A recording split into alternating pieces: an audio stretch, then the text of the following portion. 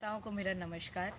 आज मैं व्योम कुमार जैमिनी आप सभी के समक्ष हिंदी दिवस के तहत आयोजित एक वाद विवाद प्रतियोगिता जिसका शीर्षक है कि भारत की एकता में मात्र हिंदी का ही योगदान है, इसके विपक्ष में अपने विचार लेके प्रस्तुत हुआ हूँ।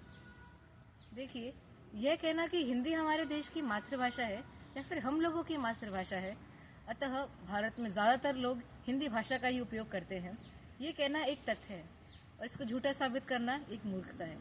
इसलिए मैं अपने विचार इस तथ्य को लेकर नहीं बल्कि इस पर कहना चाहूंगा कि देखिए, भाषा संस्कृतियों की सरिता होती है, संस्कृतियों की नदियां होती हैं, संस्कृतियों का इंद्रधनुष होते हैं। अब आप खुद ही बताइए कि क्या इंद्रधनुष में मात्र एक ही रंग को कह देना कि वही इंद्रधनुष की विशेषता का कारण है, क्या ये सही बात है? नहीं ना। इंद्रधनुष 7 रंगों के समूह से बनता है और इसमें किसी एक रंग की विशेषता नहीं बल्कि 7 रंगों के समूह पर एक साथ आने में ही उस इंद्रधनुष की विशेषता बन जाती है। और क्यों भाषा की ही बात क्यों कर रहे हैं?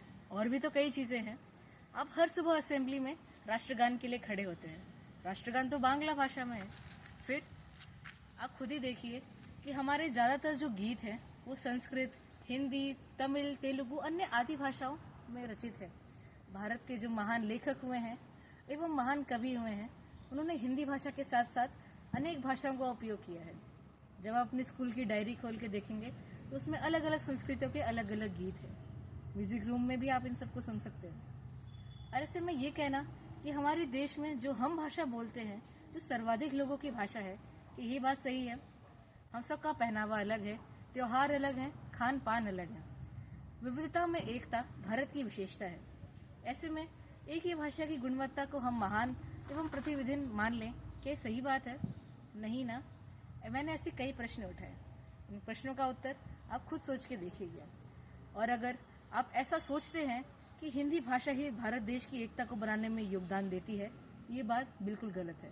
अतः मैं अपने इस बयान के पक्ष के साथियों के विपक्ष में ये कहना चाहूंगा कि वे बिल्कुल गलत सोचते हैं और उनका ये कहना कि मात्र एक भाषा का योगदान देश की एकता में है, ये बिल्कुल ही गलत बात है। अतः मैं अपने विचारों को रोकते हुए, अपनी वाणी को विराम देते हुए यही कहना चाहूंगा कि हम सब खुद ही जानते हैं, जब हमारे भारत देश के एक पड़ोसी देश ने एक भाषा के रूप, एक भाषा को लेकर अपने देश में बंटवारा किया था, तब कितना बड़ा ह्रास हुआ था। कई लोगों ने अपनी जानें गंवाई थी। अतः जैसा भारत देश विविधताओं के साथ है, उसको उसी रूप में स्वीकार करना सबसे बड़ी ज्ञानपूर्वक बात है। धन्यवाद।